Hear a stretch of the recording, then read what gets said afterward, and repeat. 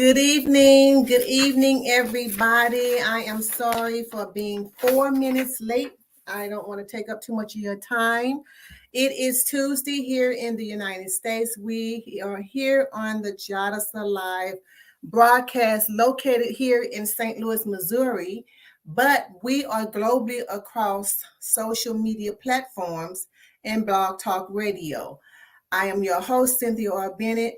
And here on this podcast, we talk about issues dealing with abuse and neglect to raise awareness, to provide resources, and to offer hope through educating, edifying, and encouraging in our communities, locally and globally. We will also be having guests, as I've told you before, in the upcoming season starting in 2023. And so you don't want to miss it because it's going to be a lot of important information that is beneficial to us to know and to learn and to be aware of.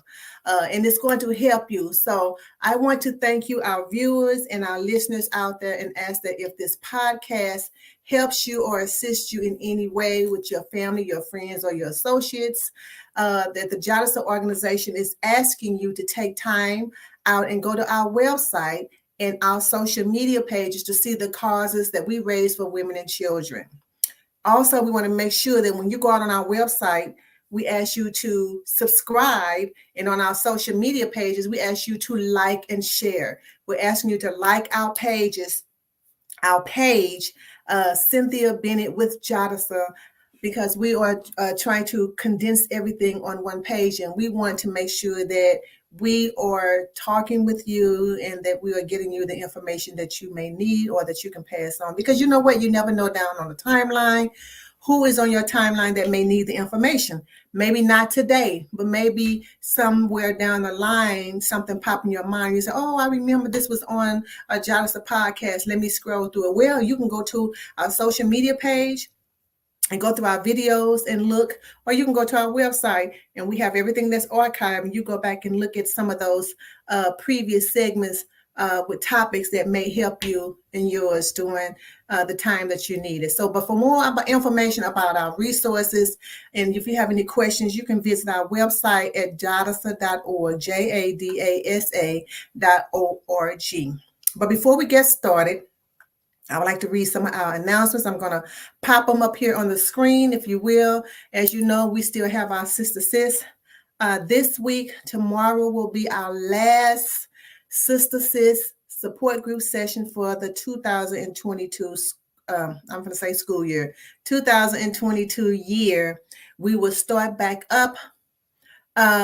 Preferably, I don't know if it's going to be January because we are in some things that we are pretty much locked down for the month of January, but we will probably start up in February. We'll play it by ear, but we just want to let you know that we will be out of the office after this Friday. We're going to be taking off next week for some much needed R&R. We have to make sure that we replenish ourselves so we can always be there for you and always give you our best. That is what I always desire, to give you our best. And so this next Wednesday, tomorrow, is our last one for the year of 2022. I also want to tell you about this.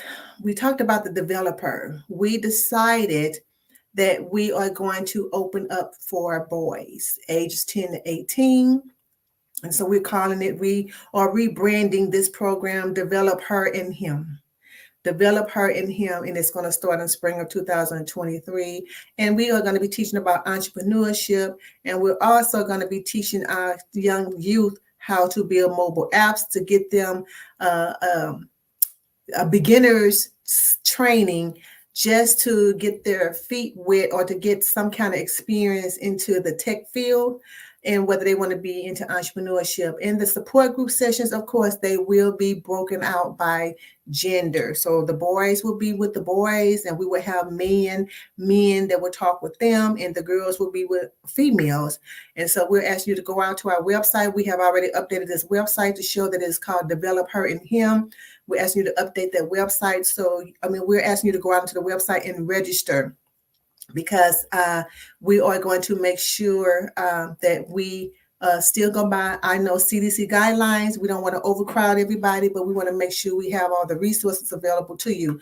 So those are our announcements for today. And so I am going to stop with the announcements. So what I want to talk about tonight is helping your child or our kids cope with holiday stress. And the reason why I want to talk about this time last week, since the last podcast of last Tuesday, there has been two suicides of young men.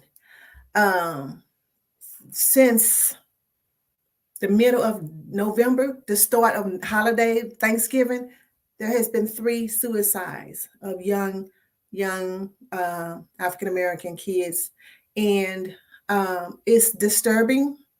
And, we just don't know what our kids are going through. It's good to talk to them and look at body language and look at behavior, because sometimes when they, acting out in school and stuff, there are some things behind it.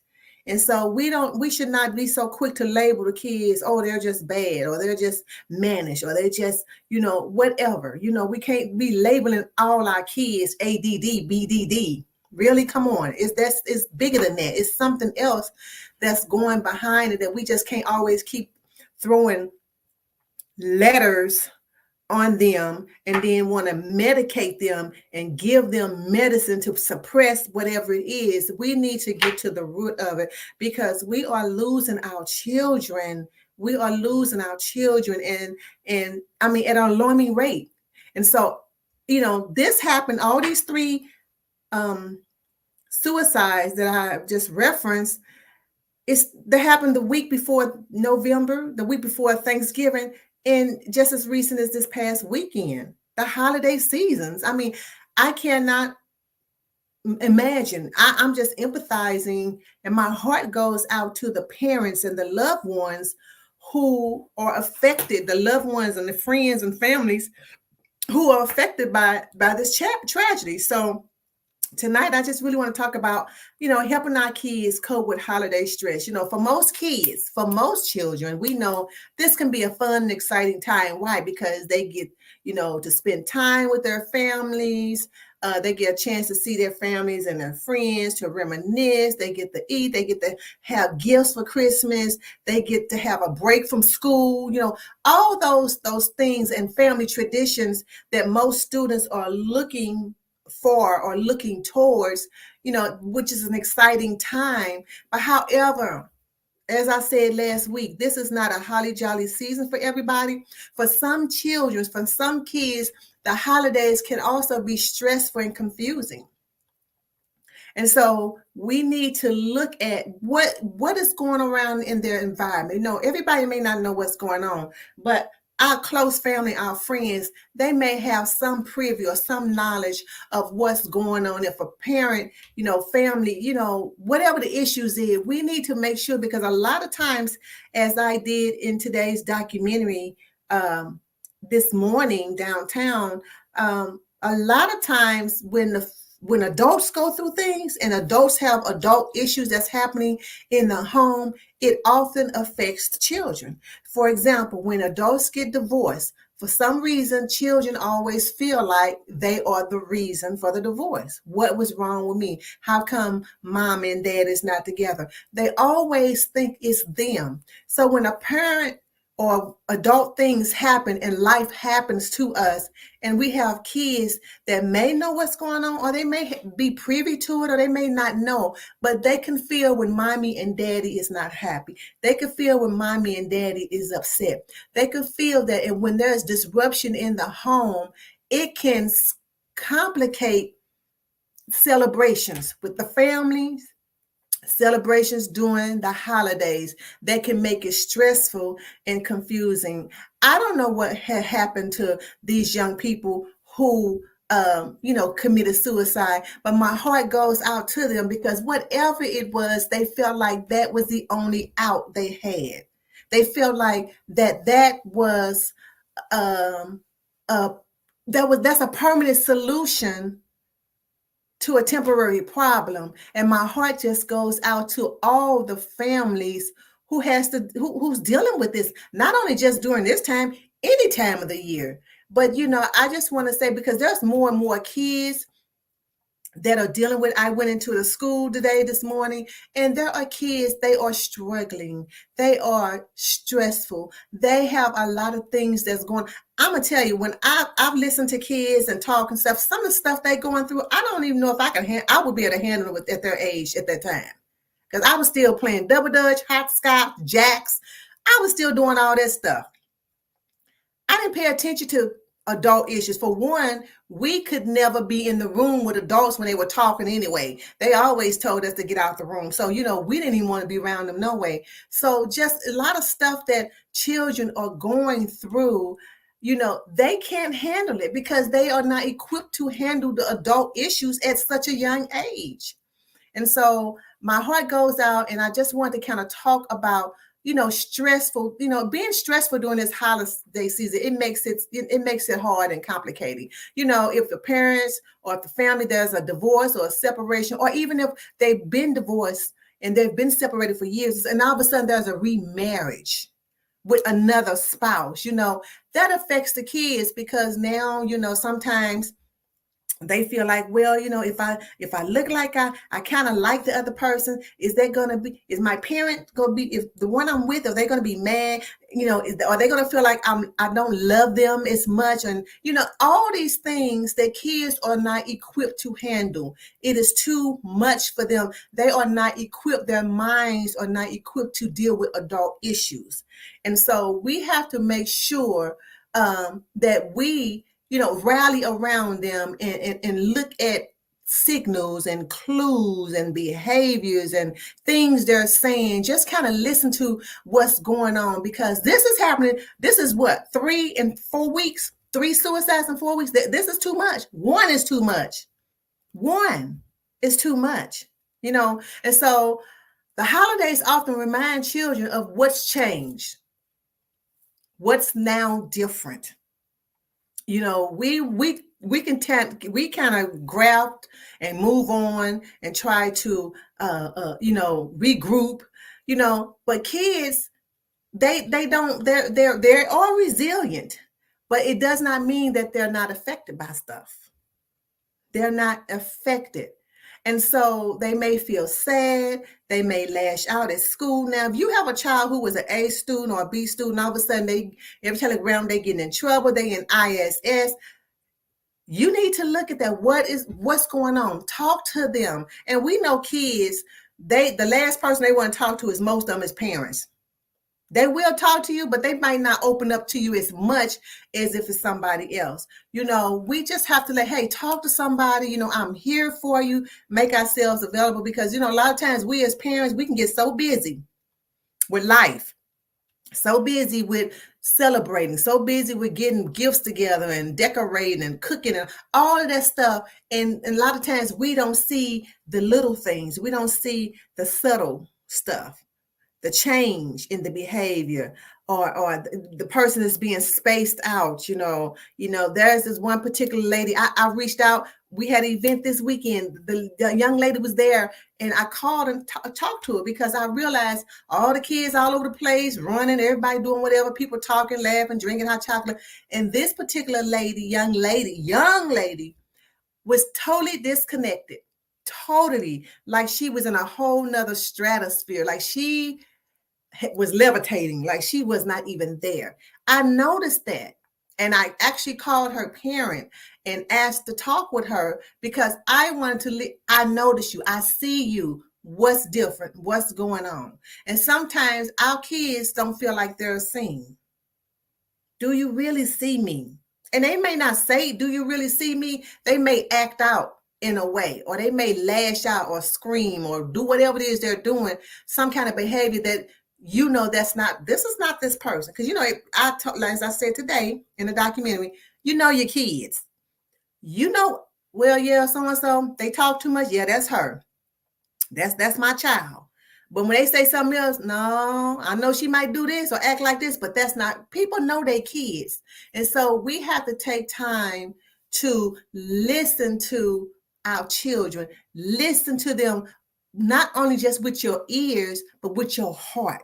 Listen to, look at them, because they are acting out, they're speaking more ways with their body language than with their mouths. Because they'll say, what's wrong? Nothing. I'm cool. I'm all right. They saying it, but they whole persona and their body language is showing you different. Well, don't listen to what they saying. They saying I'm all right. Look at their whole aura, their whole body language. That lets you know, yeah, you're saying you're all right, but I'm looking at this. I'm looking, what I see is speaking louder than what I'm hearing. And that's what we have to do to make sure that we, our kids they don't just get lost in the shuffle. They don't get lost through the cracks. So during the holiday, discuss holiday plans in advance with your kids. Let them participate. Give them some decision to be a part of it, to as much extent as you can. You just don't let them just run haywire, but give them some thought and see, hey, what do you think we should do? Or what do you want to do this? And then incorporate that so they can feel invited. A lot of times, as I said, when we were growing up, we were so glad we didn't want to be around adult people, no way. And so we had our own things, but times have changed, times is different. And so we have to make sure, because a lot of times our kids now, they know a whole lot of stuff that's going on than we ever knew when we was their age. They know a lot of stuff that's going on in the family. And a lot of times to us,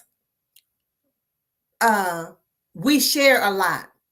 Whether we intend to or not, we share a lot, and we put a lot on our kids. And they can't handle that. They can't handle that. And so we have to be careful. So we have to make sure, we let them be a part of the family planning during the holiday. Because you know what, regardless what kids are, 2, 12, or whatever, kids need some degree of predictability. They need something where they can predict. They know this is going to happen, because constantly changing plans or last minute decisions can increase stress. I've seen that for myself.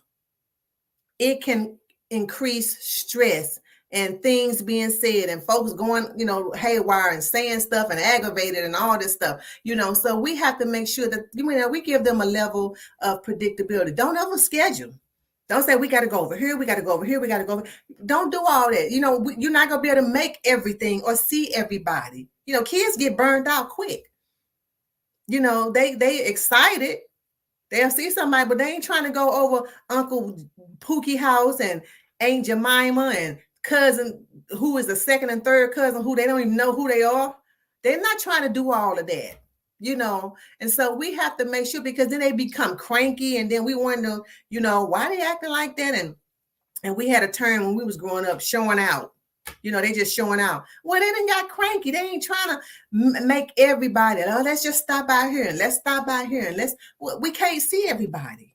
You just can't. Not at that time. There's another day. You may not see them Christmas Day or whatever day you're trying to see. Okay, plan for another day.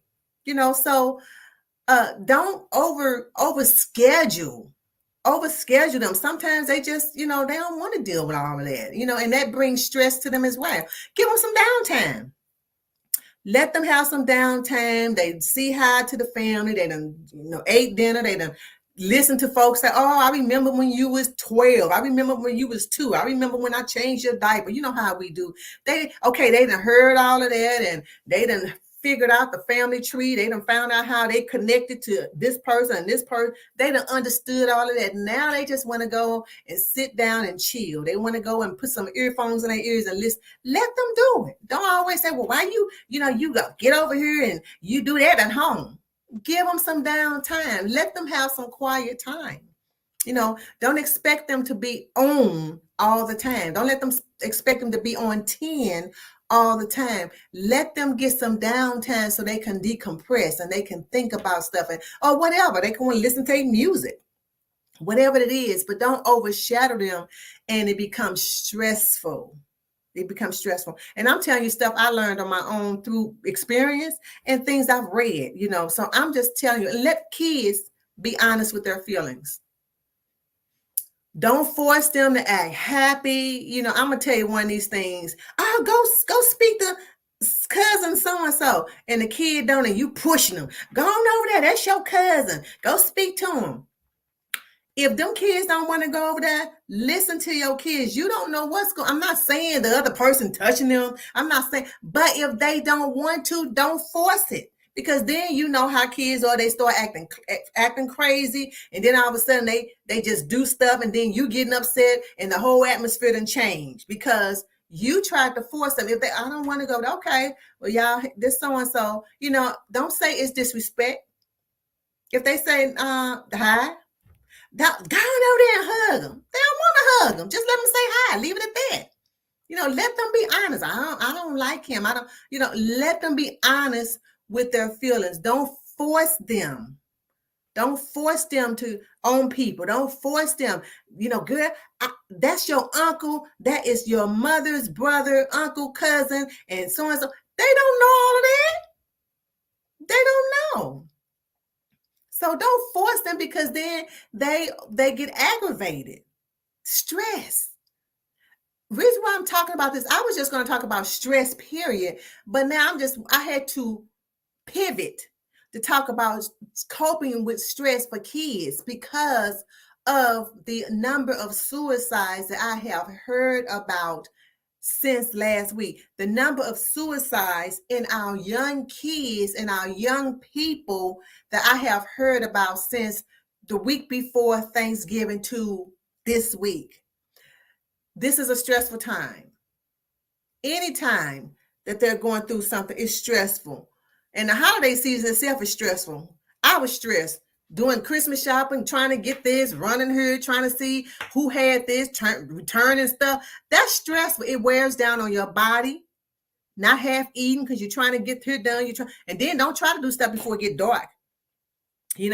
So we just have to, make sure that we help our kids cope with it because, again, there are certain factors that they can't deal with. If daddy not here, mama not here, or guess what? Maybe they had a friend that they lost or a sibling or something. They're thinking about that loss. They're thinking about how it's different this Christmas. That's what they're thinking about. Another thing of coping with, helping kids cope, don't promise something you can't produce. Don't promise something and then you don't deliver. Because kids remember. Now, they may not remember their homework and every other stuff they always talk about they forgot. But when you promise them something, they remember.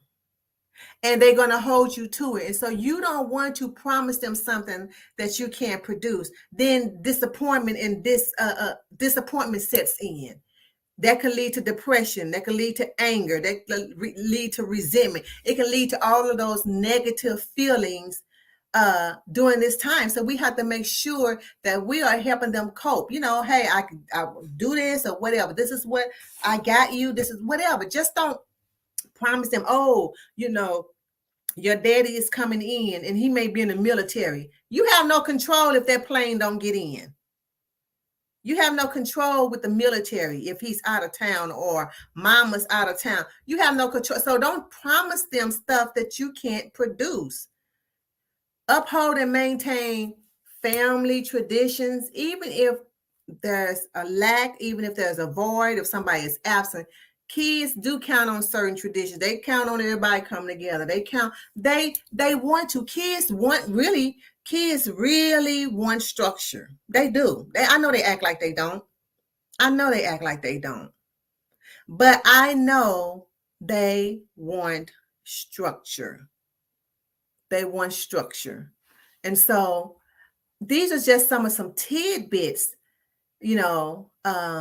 about helping them cope with stress. And also, if you can't do stuff or if there's a void or something, one of the things that we should not do, and don't overcompensate for the absent parent. Don't overcompensate for the void, whatever that void is. Maybe there's somebody that didn't come, or maybe there's a loss in relationship, or maybe there's a death or something. Don't overcompensate with toys and extra gifts. It won't work. It's not going to work.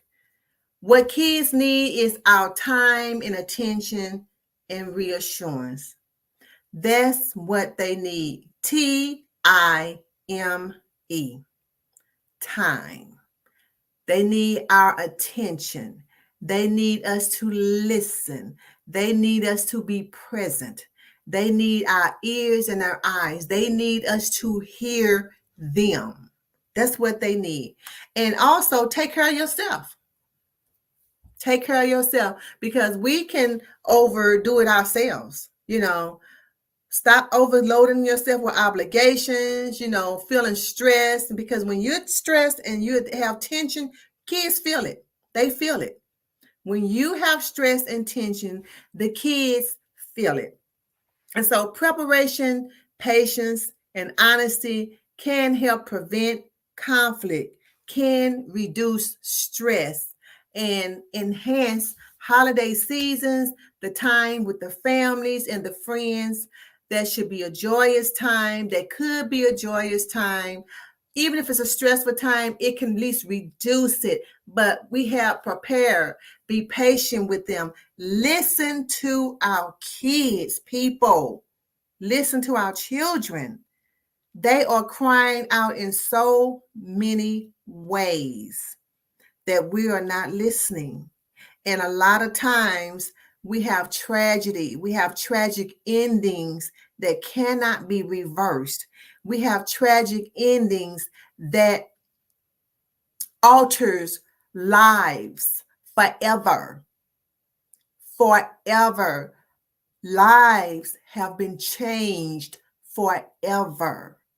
So we listen to our children during this time, and even other times besides the holiday, to cope with whatever it is they're coping with. We need you to listen to our children, hear them out, because they need it. And so if you or someone you know need help, reach out and help.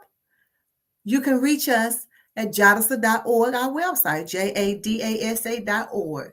You can go to our social media page, or you can call our 800 number at 292-2145. That's 1-800-292-2145. You can also find resources and support services in more than 205 countries around the world at the No More Global Directory, and that's at nomoredirectory.org. We want to get our children help.